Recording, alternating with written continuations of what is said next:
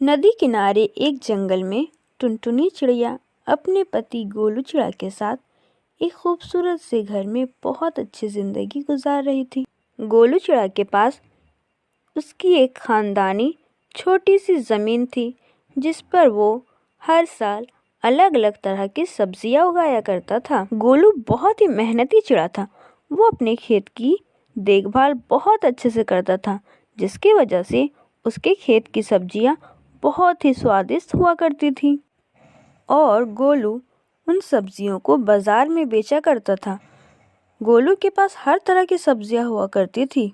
जंगल के परिंदे जब सब्जियां लेने आते तो उन्हें गोलू की दुकान में हर तरह की सब्जी मिल जाया करती और वो सारी सब्जी बहुत ही स्वादिष्ट टेस्टी बना करती थी, जिसकी वजह से जंगल के सारे परिंदे गोलू के डेली कस्टमर बन जाते हैं और उनके घर की सब्जियां गोलू के दुकान से ही जाने लगती है।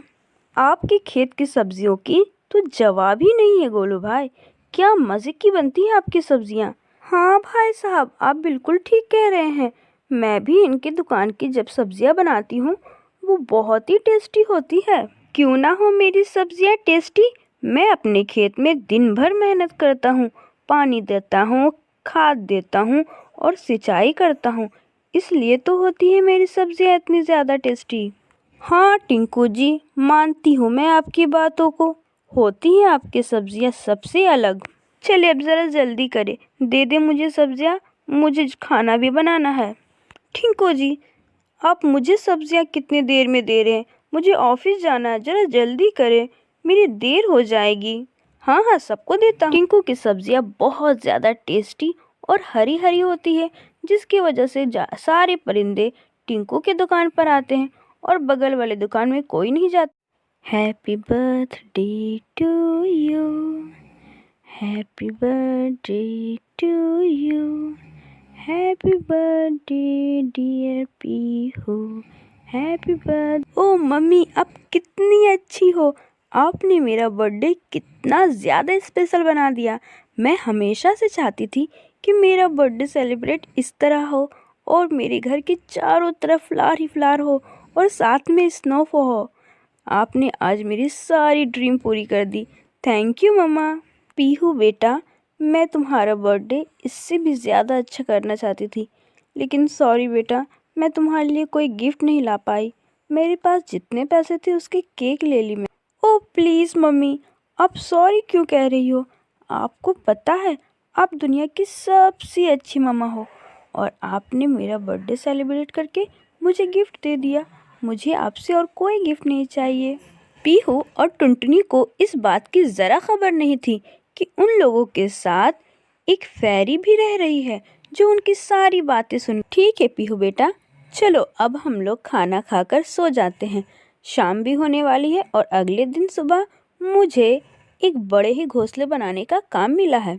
दोनों के चले जाने के बाद फैरी ये सोचती है कि पीहू को वो एक ऐसा गिफ्ट देगी जो पैसे से नहीं मिले और वो गिफ्ट उसे बहुत ज़्यादा पसंद आए। अगले दिन सुबह जब पीहू की मम्मा काम पर चली जाती है तो पीहू अपने घर पर बैठी सोच रही होती है, काश कि मेरे पास भी एक ऐसे चमकदार पंख होते जो परियों के पास हुआ करती हैं। पीहू पंख और परियों के बारे में सोच ही रही होती है कि वहाँ पर एक परी आ जाती है जो बहुत देर से उसे देखती रहती है। हेलो डियर पीहू, कैसी हो? हाँ, ये आवाज़, अरे आप कौन है? आप तो मुझे फैरी लग रही हो। सही पहचानी, मैं फैरी हूँ और मुझे फ्लावर बहुत पसंद है। मैंने तुम्हारे घर के पास इतने सारे फ्लावर देखी, इसलिए मैं रुक गई। मैंने तुम्हारा बर्थडे भी देखा। क्या आप सच कह रही हैं? कल से आप यहाँ पर हैं?